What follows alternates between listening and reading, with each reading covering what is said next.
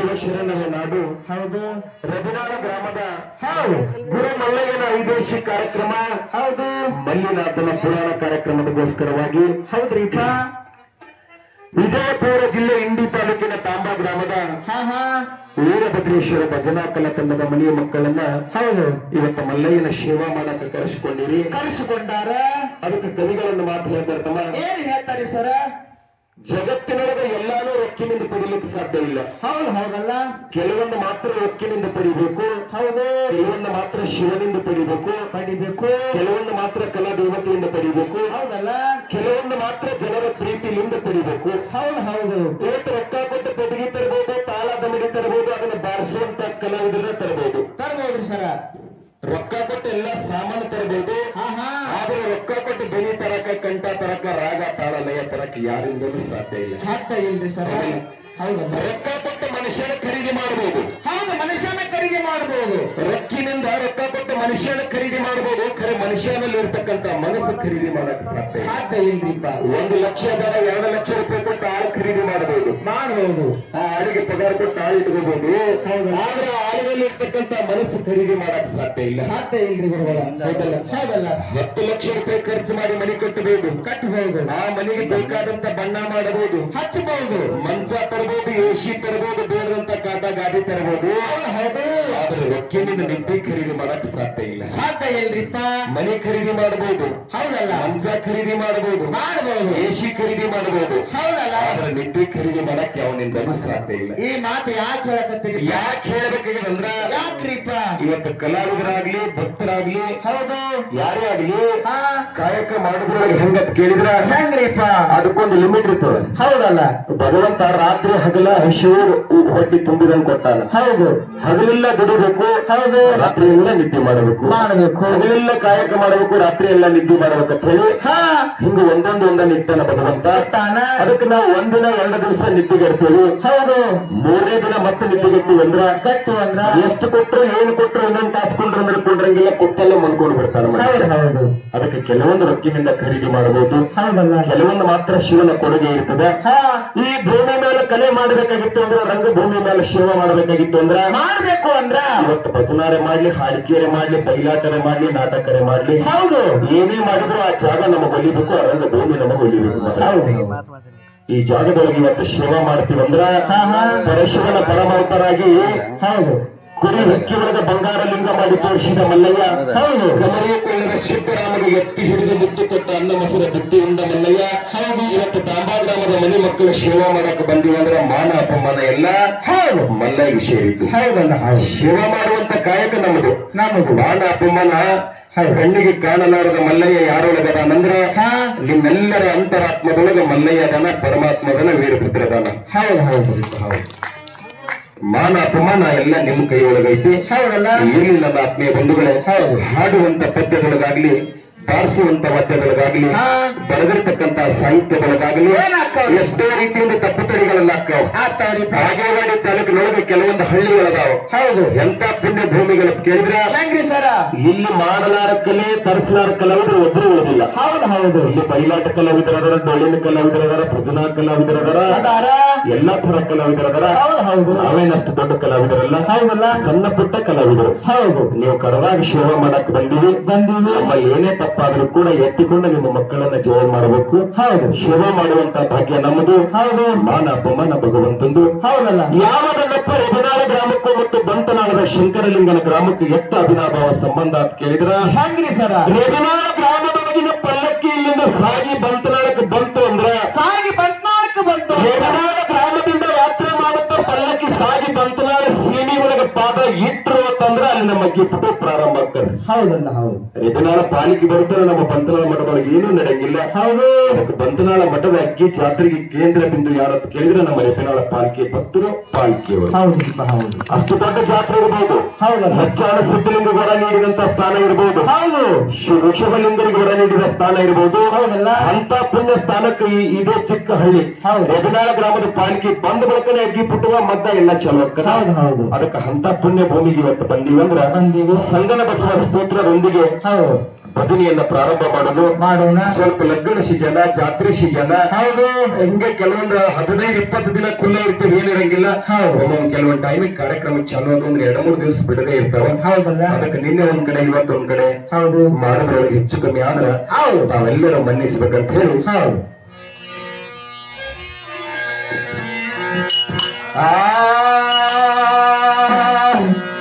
ಸ್ಥಿರವಾಗಿ ವರವ ಬೇಡುವೆ ಬಾ ಸಂಗನ ಬಸವ ಕರ ಮುಗಿದು ವರವ ಬೇಡುವೆ. ಸಂಗನ ಬಸವ ಸ್ಥಿರವಾಗಿ ವರವ ಬೇಡುವೆ.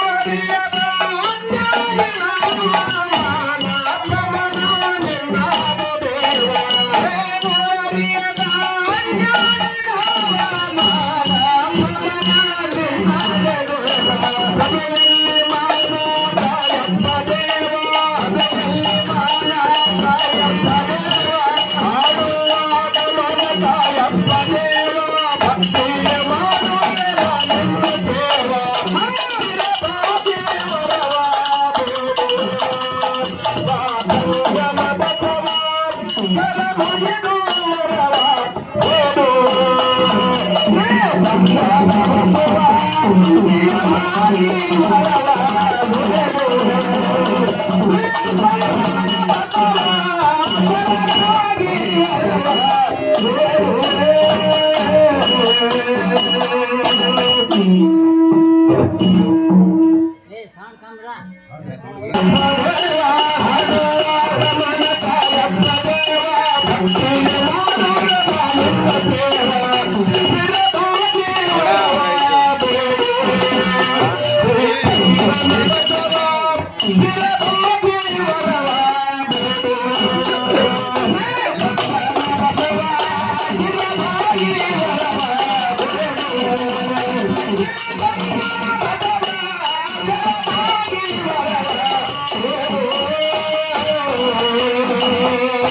ಶಿಕ್ಷಣ ಕಲಿತಿದ್ದೀವು ಕಲಿಗ ಹರಿತಂಗನ ಮಾಡಿದದು ಶಿಕ್ಷಣ ಕಲಿತಿದ್ದೀವು ಕಲಿಗ ಹರಿಚಂದನ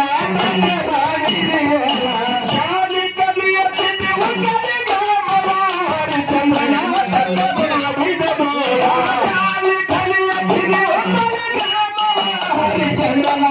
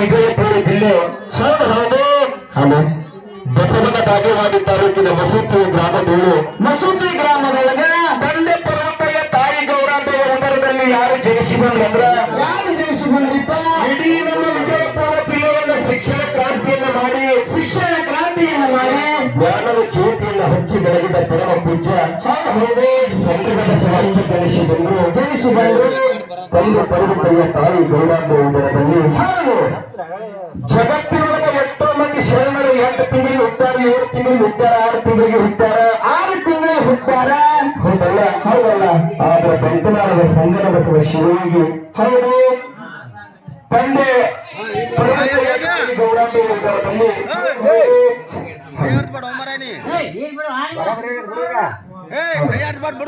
ತಾಯಿ ಗೌರಾಂಬೆ ಶಿವನಿಗೆ ಜನನ ಹೊಂದುವ ಕೇಳಿದ್ರ 27 ತಿಂಗಳಿಗೆ ಸಂಗನ ಬಸವ ಶಿವನಿಗೆ ಹುಟ್ಟಾರ 27 ತಿಂಗಳಿಗೆ ಅದಕ್ಕೆ ಹಳಗನ ತಾಯಿ ಹೌದು ಗೌರಾಂಬೆ ಹೌದು ಸಂಗನ ಬಸವ ಶಿವಯೋಗಿಗಳ ತಾಯಿ ಗೌರಾಂಬೆ ತಂದೆ ಪರ್ವತಯ್ಯ ತಾಯಿ ಗೌರಾಂಬೆಗೆ ಚಿಂತೆ ಇತ್ತ ಏನಂತ ನಾನು ಗರ್ಭ ಧರಿಸಿ 9 ತಿಂಗಳಾಗಿ ಹೊತ್ತು ಆಗಿ ಹೋಗೈತಿ 10 ತಿಂಗಳ 11 ತಿಂಗಳಾಗಿ ಹೊತ್ತು ಹೌದಲ್ಲ ಇಷ್ಟೊತ್ತಿಗೆ ಮಗು ಜನಿಸಿ ಜಗತ್ತು ನೋಡಬೇಕಾಗಿತ್ತು ಬರಬೇಕಿತ್ತು ನನ್ನ ಮಗನಿಂದ ಮಗು ಹುಟ್ಟಿ ಜಗತ್ತಿನೊಳಗೆ ಆಡಬೇಕಾಗಿತ್ತಂದ್ರ ಎಷ್ಟು ತಿಂಗಳು ಹೌದಲ್ಲ ಮತ್ತು ಸಂಗನ ಬಸವನ ಜನರ ಹಂತ ಕೇಳಿದ್ರ ಹೇಗ್ರಿಪ್ಪ ಹಡಗವ ಗೌರವ ಹೋಗಿ ಬಂದಿರಂತ ಶರಣರಿಗೆ ಕೇಳಿದ್ರಪ್ಪ ಏನಂತ ಜಗತ್ತಿನೊಳಗೆ ಎಲ್ಲಾ ತಾಯಿಗಳ ಗರ್ಭ ಧರಿಸಿದ್ರು ಅಂದ್ರ 7 ತಿಂಗಳ 8 ತಿಂಗಳ 9 ತಿಂಗಳ ಬೇಡ 9 ಬಿಟ್ಟು 10ನೇ ತಿಂಗಳಾಗಲಿ ಆ ಹಡಗವನ್ನ ಬಾಣತನ ಆಗಬೇಕು ಮಗು ಹುಟ್ಟಿ ಧರಣಿಗೆ ಬರಬೇಕು ನಾನು ಶಿವನ ಇಚ್ಛೆಯಿಂದ ಗರ್ಭ ಧರಿಸಿ 11 15 ತಿಂಗಳಾಗಿ ಹೋದು ನಾವು 15 ತಿಂಗಳ ಗತಿಸಿ ಹೋದ್ರು ಕೂಡ ನನ್ನ ಮನೆ ಒಳಗಿರ್ತಕ್ಕಂಥ ಮಗು ಜನಿಸಿ ಧರಣಿಗೆ ಬರುವಂತೆ ಏನು ವಿಚಿತ್ರ ಅಂತ ಹೇಳಿ ಕೇಳಿದಾಗ ಶಿವಯೋಗಿಗಳ ಜನನ ಬಗ್ಗೆ ಹೌದು ಪಂಚಾಂಗ ಹೇಳುವಂತ ಮಾತನ್ನ ಹೇಳಿರುತ್ತ ಏನಂತ ಗೌರವ ತಾಯಿ ಹೌದು ನಿನ್ನ ಮನೆಯೊಳಗೆ ಹುಟ್ಟುವಂತ ಮಗ ನಿನ್ನ ಗರ್ಭದೊಳಗೆ ಬೆಳೆಯುವಂತ ಮಗ ಹೌದು ಸಾಮಾನ್ಯವಾದವಲ್ಲ ಹೌದಲ್ಲ ಇಡೀ